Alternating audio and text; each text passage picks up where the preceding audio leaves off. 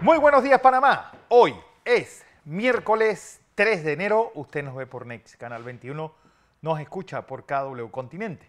Empezamos el día, con la rendición de cuentas por parte del presidente Cortizo.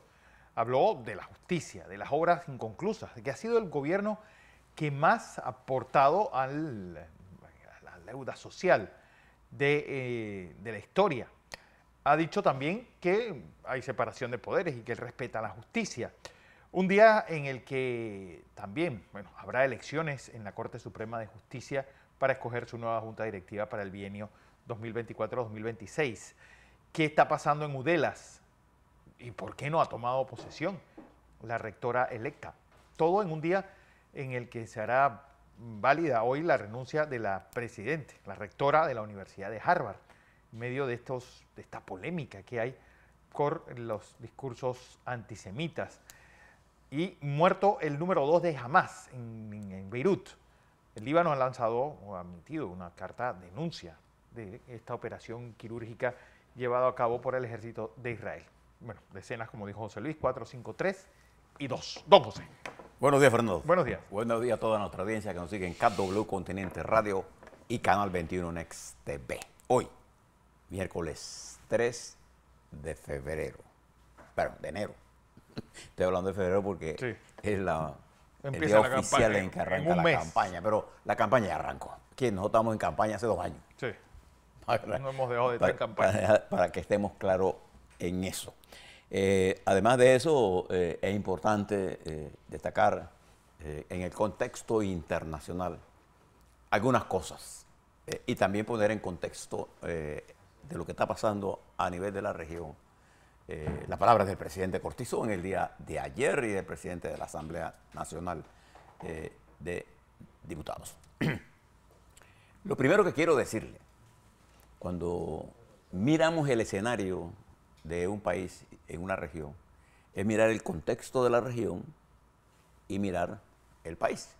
Uno puede ir de lo particular a lo general o de lo general a lo particular. Lo que uno no puede hacer es extraer cosas fuera del contexto. Uno siempre tiene que poner en contexto las cosas, la información tiene que pasar por el proceso de tamizaje que da el conocimiento de la historia, Fernando, el conocimiento de la ciencia, para poder que esa información se convierta en un argumento. Bien.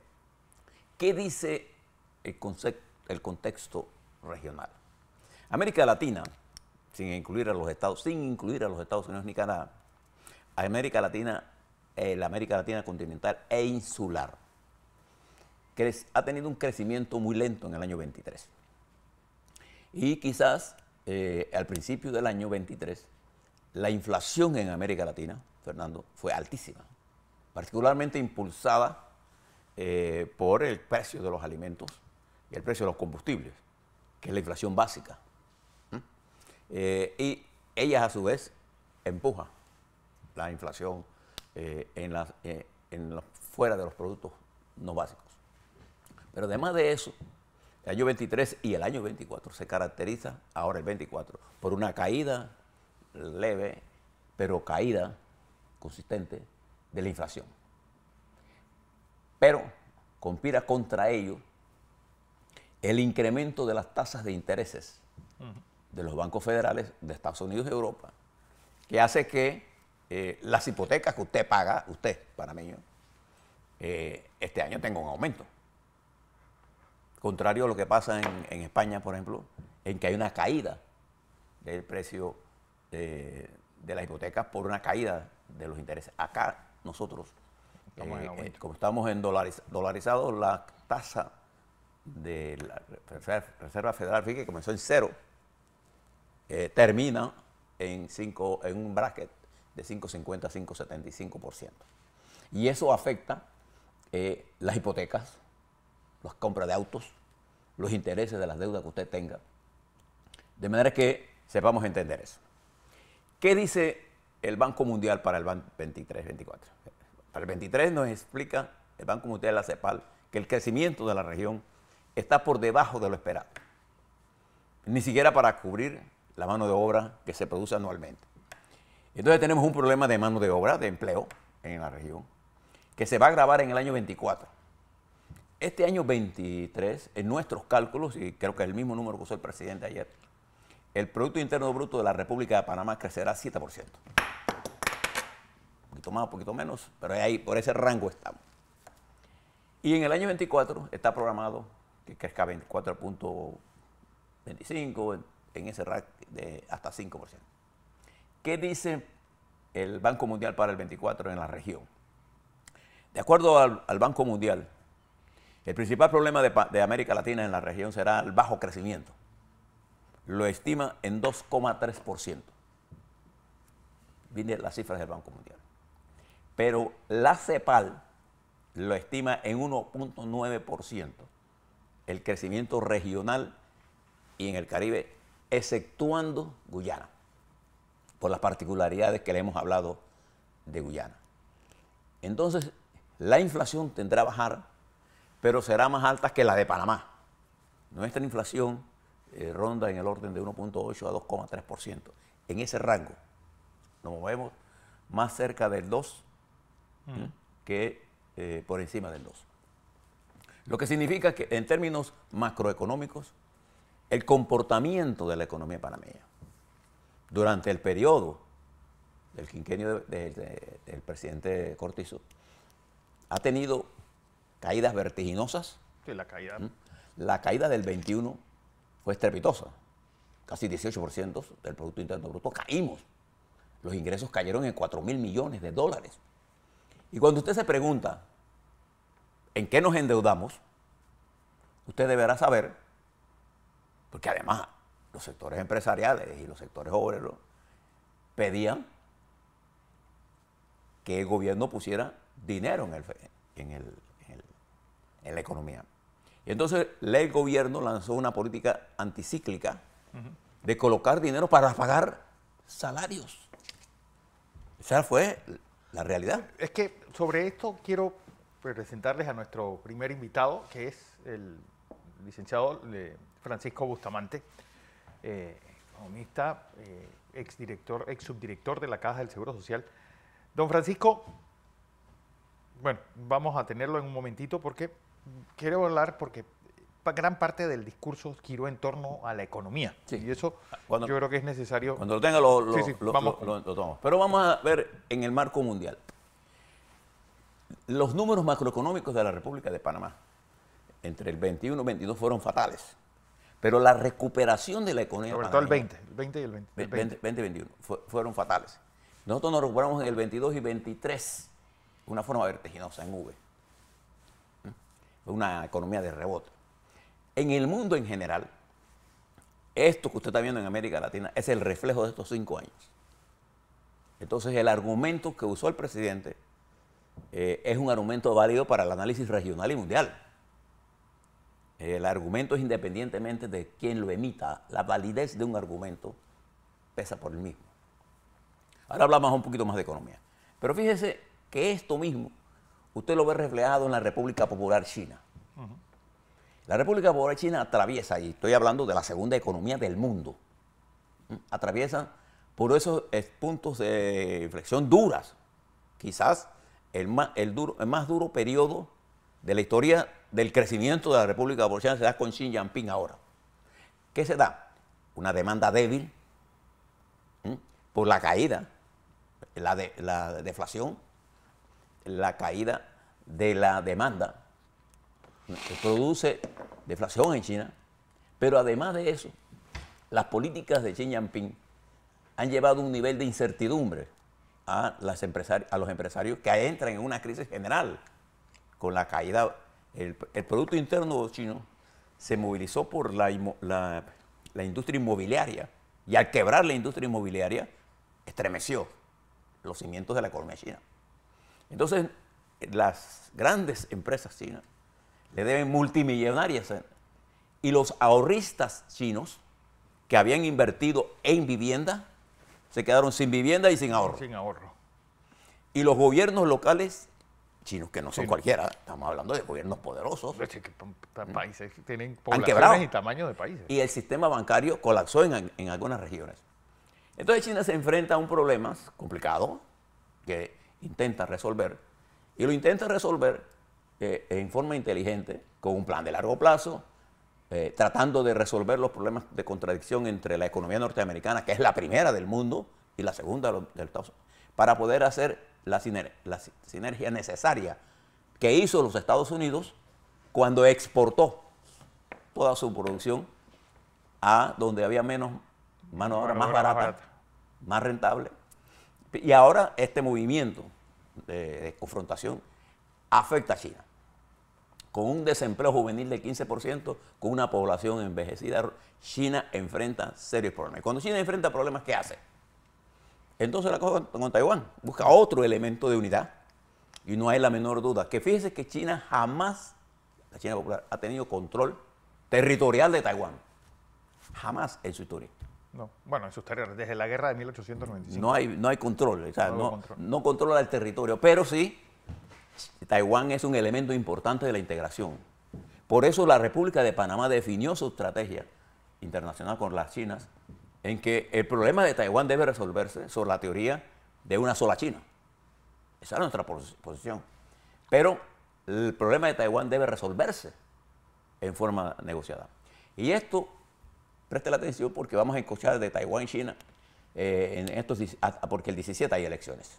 Y hay una tendencia a que el gobierno actual, pro-independentista, gane las elecciones. Entonces, por eso usted ve este auge del discurso disipante. Pero además de eso, en las regiones donde hay guerras, como por ejemplo la guerra de Israel contra Hamas, que ayer, por primera vez en muchos años, Israel, con un dron que no lo acepta que lo hizo, directamente golpeó a Beirut, y en ello se llevó al segundo hombre de Hamas, Samat Araouri, que es miembro del buró político, y el segundo al mando político de Hamas en territorio. Esto obligó al presidente del Líbano a presentar denuncias ante la ONU por asesinatos y ataques de Israel a el Líbano.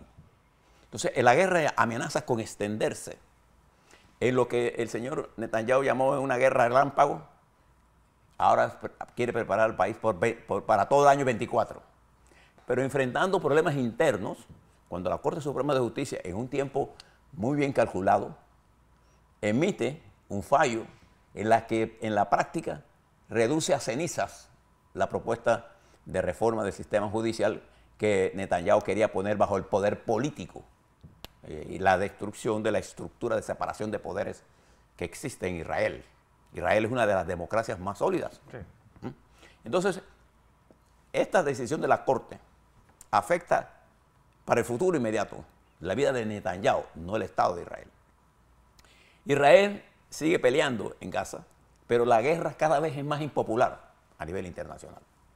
Y esto aísla, ¿no? Usted recuerda lo que hablamos de Sudáfrica, la presión que hay con Turquía. Turquía ayer capturó 32 supuestos, no tenemos evidencia de ello, 32 supuestos espías israelitas en Turquía. El aparato de represión de Turquía es poderoso y además omnipresente. Entonces, esta relación con Turquía, con Sudáfrica, estos problemas que hay en el Senado de los Estados Unidos, en la intelectualidad mundial, con respecto a lo que está pasando en Gaza, donde hay más de 20.000 personas han muerto ya, y casi la mayoría son mujeres y niños, donde hay una destrucción casi del 80% de la infraestructura, donde no hay agua, donde no hay electricidad, donde no hay hospitales. Entonces esto ha creado un problema de relaciones internacionales al gobierno de Netanyahu que afecta el desarrollo de la guerra, pero Israel sigue siendo una de las potencias más importantes desde el punto de vista militar en esa región. Pero se expande la guerra lentamente. Y esa expansión de la guerra significa un peligro, sobre todo porque ha impulsado a Putin a incrementar los niveles de ataque a Ucrania que es la otra guerra que hablaba ayer el presidente. Guerra que se está intensificando cuando el presidente Putin ha hecho el ataque a la infraestructura eléctrica y la infraestructura civil, sus objetivos estratégicos, mientras Ucrania se dedica a atacar en Crimea a la estructura militar. Ayer destruyeron un portaaviones ruso. Y eso es lo que explica toda esta guerra. ¿Por qué le estoy hablando de esto? Porque todo este proceso afecta una de las vías más importantes de comunicación. El canal de Suez y todo lo que está pasando en el Mar Negro. 12% del comercio mundial pasa por ahí. Pasa por ahí. Entonces, eso le da mayor importancia a Panamá y los ojos están puestos en el canal de Panamá, en la manera como nosotros administramos la actual crisis transitoria del canal de Panamá, y pone a la República de Panamá en el ojo del mundo, porque una crisis de las grandes potencias de guerras unida a una crisis de transporte marítimo es el plato ideal para una recesión global. Entonces, si usted mira todo esto con calma y mira nuestra región, Fernando, ¿cómo está listo la visa? Sí, estamos esperando. Fíjese lo que está pasando en nuestra región. Ayer en Argentina, el presidente Milei, en una de esas decisiones estratégicas, recuerde que en Argentina hay un ejército, ayer dio de baja a 22 generales. Es el cambio de mando militar más grande desde que Néstor Kirchner, ya por el año 2002, o sea, llevó como 18 generales. Y es la primera vez que las Fuerzas Armadas argentinas están dirigidas por un almirante. Bueno, recordemos que siempre la Marina ha sido la más antiperonista de las ramas del ejército. Y entonces, pero este cambio, este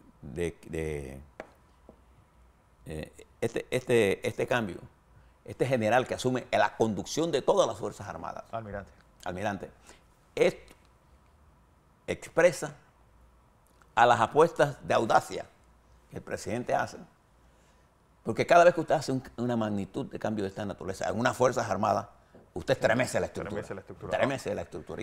Y ese es un problema que se enfrenta a él, en Milei, en conjunto con que se enfrenta la creciente confrontación que hay en Bolivia, en Chile, los problemas que hay en Colombia, en Venezuela, en Colombia, la hambruna que hay en Cuba.